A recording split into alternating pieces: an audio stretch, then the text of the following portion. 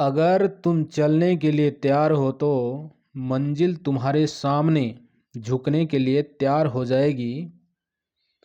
तो दोस्तों लगे रहिए, चलते रहिए, मंजिल मिलेगी। तो आज हम रामचरितमानस का जो बालकांड लगता है उससे संबंधित लगभग 200 क्वेश्चन करने वाले हैं। और बात करें रामचरितमानस की तो तुलसीदास जी की है जो 1574 में लिखी गई, जिसमें 7 कांड हैं। और 7 कांडों में सबसे पहला कांड है बालकांड, जो हमारे पाठ्य पुस्तक में लगता है। उसके क्वेश्चन देखेंगे आज। बालकांड में कई संवाद आते हैं, जैसे शिव पार्वती की कथा आती है। यानी बालकांड की मुख्य कथा राम के जन्म से लेकर विवाह तक वृतांत है। जब से राम का जन्म होता है और उनका विवाह होता है तब तक की कथा बालकांड में दी गई है। और पूर्व पीठिका के रूप में कुछ अन्य कथाएं भी आती हैं इनमें, जैसे शिव पार्वती की कथा, तारकासुर वध कथा, नारद मोह कथा, मनु सतरूप कथा और सत्य केतु के पुत्र प्रताप भानु की कथा। ये कथाएं बालकांड में हैं। और अब स्टार्ट करते हैं क्वेश्चन। इससे पहले हमने कबीर ग्रंथावली, सूरदास जी का भ्रमर गीत सार, उनसे संबंध भी 100-125 क्वेश्चन देखे हैं। और आपने अगर खून का टीका उपन्यास जो अभी नया लगा है वो नहीं देखा है तो वो भी देख सकते हैं। और लहरों का राजहंस बीए से संबंधित कहानियाँ आप प्ले लिस्ट में जाकर देख सकते हैं। और वीडियो को लाइक शेयर करना, अंत तक जरूर देखना। तो याज्ञवल्क्य जी ने किसको राम कथा सुनाई थी? तो याज्ञवल्क्य जी ने राम कथा किसको सुनाई थी? भारद्वाज मुनि को, वाल्मीकि को, ऋषि अगस्त्य को, या फिर सभी को सुनाई थी? किसको सुनाई थी? तो याज्ञवल्क्य जी ने किसको राम कथा सुनाई? भारद्वाज मुनि को। बालकांड में कुल कितने दोहे हैं? तो बालकांड में कुल कितने दोहे हैं? तो बालकांड में कुल 361 दोहे हैं। कितने दोहे हैं? 361 दोहे। रामचरितमानस में कुल कितने कांड तथा बालकांड कौन सा कांड है? तो रामचरितमानस में कुल कितने कांड है, पहली बात तो ये। और बालकांड कौन से नंबर पे आते हैं? तो रामचरितमानस में 7 कांड है। पहला कांड है बालकांड, दूसरा अयोध्या कांड, तीसरा अरण्य कांड, चौथा किष्किंधा कांड, पांचवा सुंदर कांड, छठा लंका कांड और 7वां कांड उत्तरकांड है। और जो बालकांड है ये प्रथम कांड है। यानी 7 कांड है और बालकांड कौन सा है? प्रथम कांड है। सीता की माता का नाम क्या था? सीता जी की माता का नाम क्या था? उर्वशी, मेनका, सची, विश्वमोहिनी। तो सीता जी की माता का नाम क्या था? विश्वमोहिनी। तेज कृषाणु रोष महिषेषा, तेज कृषाणु रोष महिषेषा, इस पंक्ति में महिषेषा शब्द प्रयुक्त हुआ है महेश के लिए, भैंस के लिए, यमराज के लिए, महिषासुर के लिए। तो किसके लिए आया है? महिषेषा शब्द यमराज के लिए आया है। किसके लिए आया है? यमराज के लिए। भलेऊ पोच सब विधि उपजाए, भलेऊ पोच सब विधि उपजाए, इस पंक्ति में पोच शब्द का अर्थ है पवित्र, पक्का, पापी, परमात्मा। क्या अर्थ होता है पोच का? पोच होता है पापी। पोच का अर्थ क्या होता है? तो पोच का अर्थ पापी होता है। गृह भेषज जल पवन पट पाई कुजोग सुजो, गृह भेषज जल पवन पट पाई कुजोग सुजो में भेषज शब्द प्रयुक्त हुआ है वेश के लिए, भेद के लिए, भद्दे के लिए, भेदभाव के लिए, औषध के लिए। तो भेषज शब्द किसके लिए प्रयुक्त हुआ है? तो ये औषधि के लिए प्रयुक्त हुआ है। मति अनुहारी सुबारी गुण गन गनी मन अनहवाई, मति अनुसारी सुबारी गुण गण गनी मन अनहवाई। इन पंक्तियों में अनहवाई का अर्थ क्या है? अनुसार, अवमानना, नहाकर, नहीं मानने वाला। तो इसका अर्थ क्या हो जाएगा? नहाकर। सती शिरोमणि सिय गुण गाथा सोई गुण अमल अनुपम पाथा। इन पंक्तियों में पाथा शब्द किसके लिए प्रयुक्त हुआ है? सती शिरोमणि सिय गुण गाथा सोई गुण अमल अनुपम पाथा। इन पंक्तियों में पाथा शब्द किसके लिए प्रयुक्त हुआ है? पाथे के लिए, पारदर्शी के लिए, पारथ के लिए, जल के लिए। तो किसके लिए आया है? जल के लिए आया है। किसके लिए? जल के लिए। पाथेय होता है रास्ते का भोजन। पारथ, पार्थ किसका नाम था? कमेंट में लिखना पारथ किसका नाम था। हिम हिमसेल सुता शिव ब्याहु। हिमसेल सुता शिव ब्याहु में हिमसेल सुता किसके लिए प्रयुक्त हुआ है? सती के लिए, पार्वती के लिए, हिमालय के लिए, शिव जी के लिए। तो किसके लिए प्रयुक्त हुआ है? पार्वती के लिए। तो हिमसेल सुता कौन है? पार्वती है। कैकेयी की छोटी बुद्धि किसके समान पाई गई? कैकेयी की छोटी बुद्धि किसके समान पाई गई?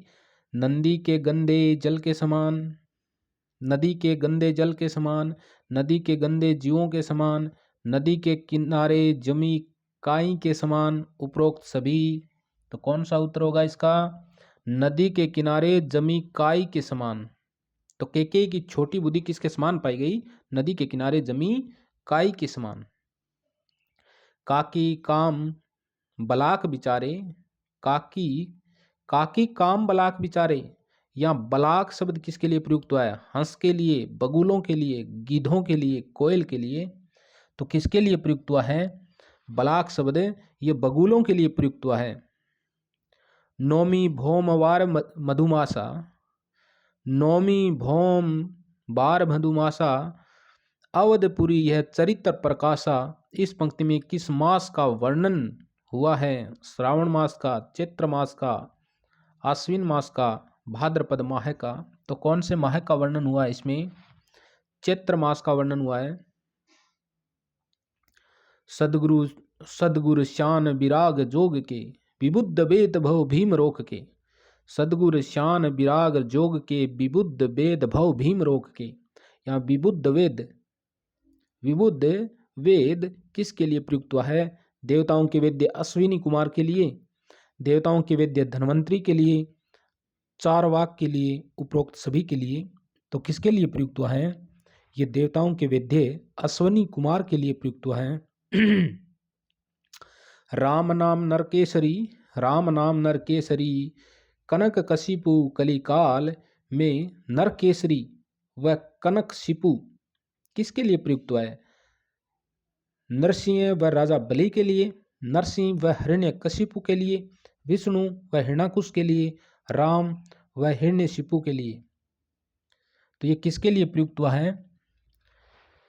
तो नरकेसरी नरसिंह के लिए प्रयुक्त हुआ है और कनक शिपु हिरण्यकशिपु के लिए प्रयुक्त हुआ है। नाम काम त्रु काल कराला सुमिरत समन सकल जग जाला। नाम काम तरु काल कराला सुमिरत समन सकल जग जाला। काम तरु किसके लिए प्रयुक्त हुआ है? तो काम तरु किसके लिए? मंदोदरी के लिए, ताड़का के लिए, शूर्पणखा के लिए, उपरोक्त में से किसी के लिए भी नहीं। तो काम तरु ये ताड़का के लिए प्रयुक्त हुआ है। रामचरितमानस के आरंभ में तुलसी ने किसकी स्तुति की? गणेश और सरस्वती की, गणेश व लक्ष्मी की, गणेश व गौरी की, गणेश व शिव की। तो किसकी स्तुति करते हैं? रामचरितमानस के आरंभ में गणेश और सरस्वती की स्तुति की गई है।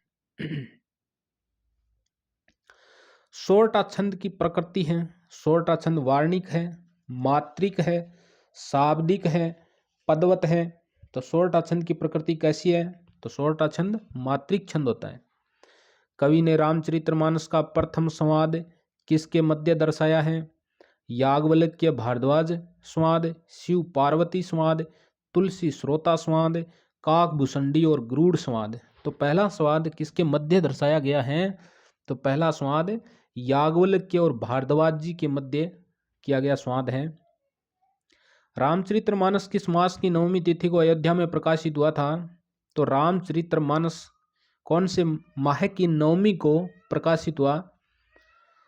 आश्विन को, चैत्र को, कार्तिक को, वैशाख को। तो कौन से माह में प्रकाशित होता है? चैत्र को।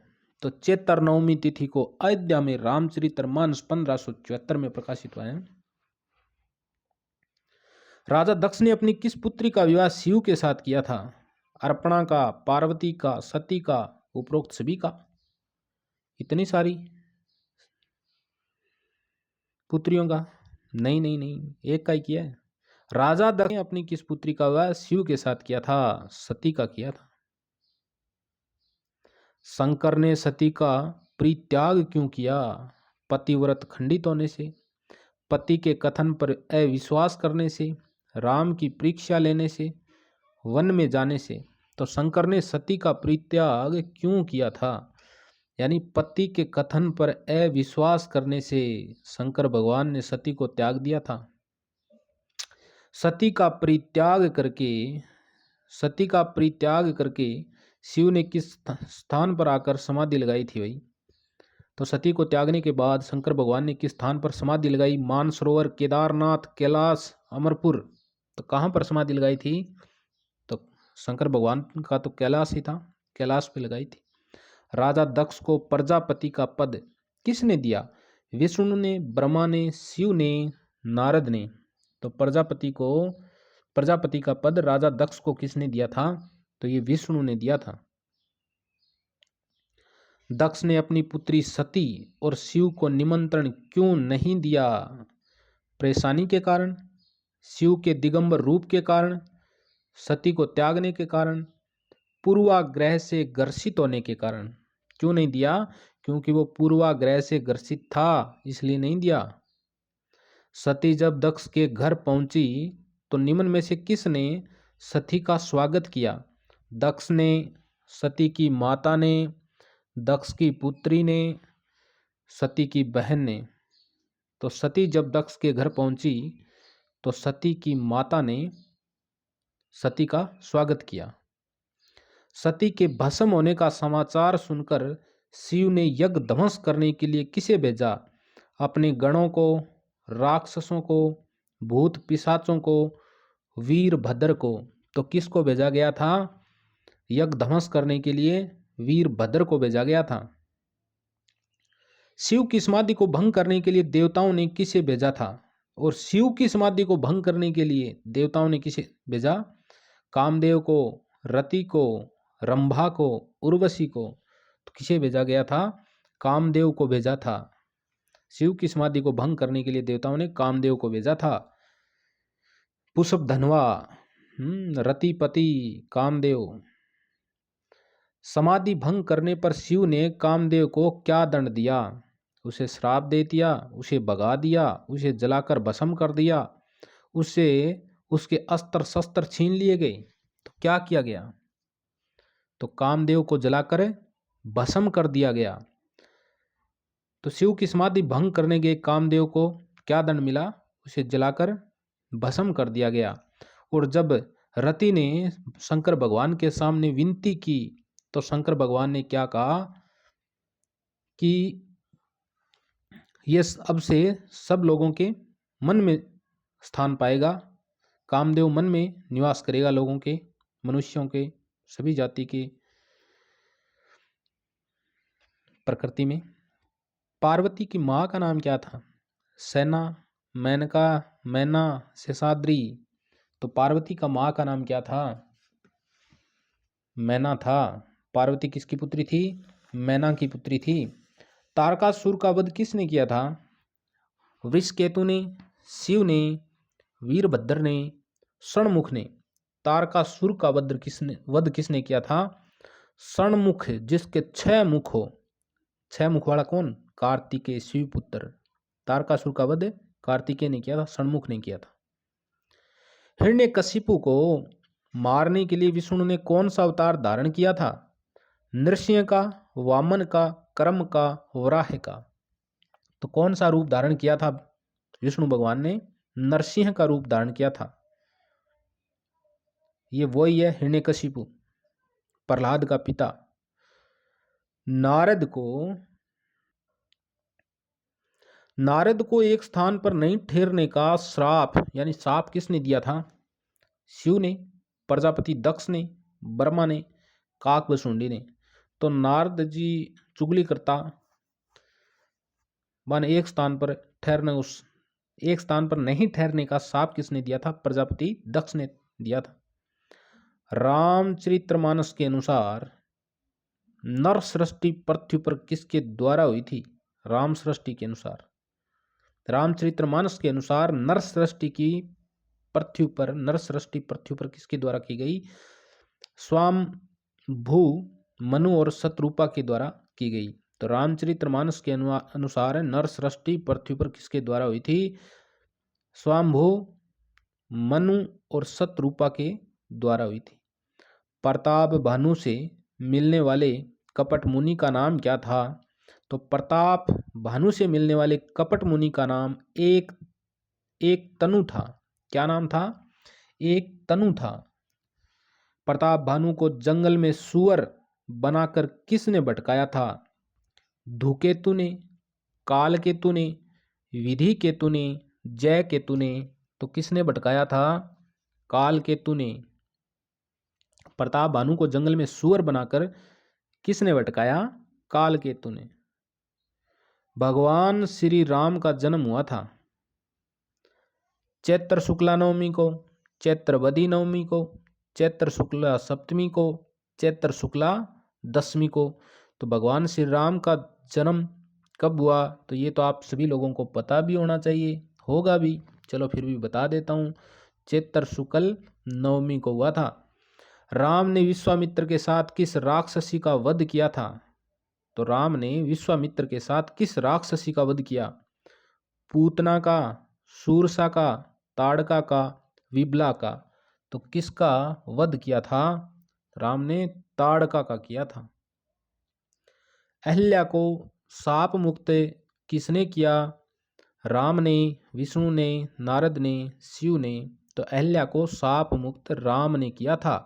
वो शिला हो गई थी पति के श्राप से, और जब राम की चरण रज ने उसे छुआ उस पत्थर को, तो अहल्या फिर वापस जीवित हो गई, शाप से मुक्त हो गई।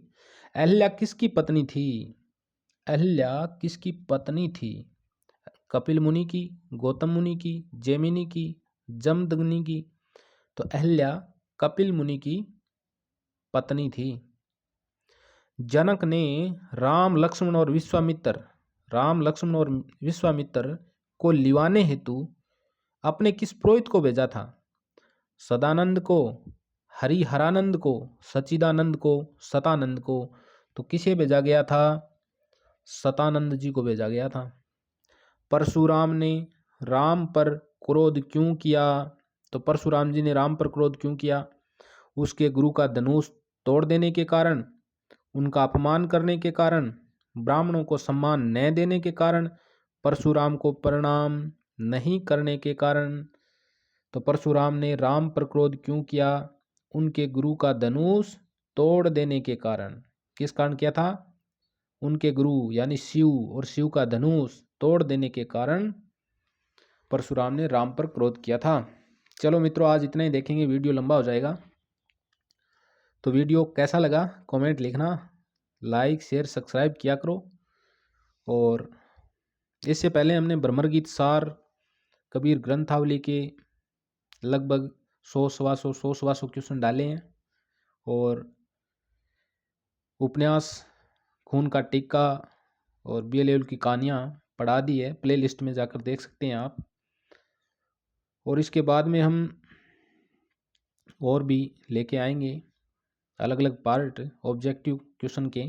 तो आपने जो पढ़ा है वो कितना याद रहा है, कितनी तैयारी हुई आपकी, वो आप अपना अनुमान लगा सकते हैं, अपने आप को आंक सकते हैं कि आप कौन सी स्थिति में खड़े हैं। ओके।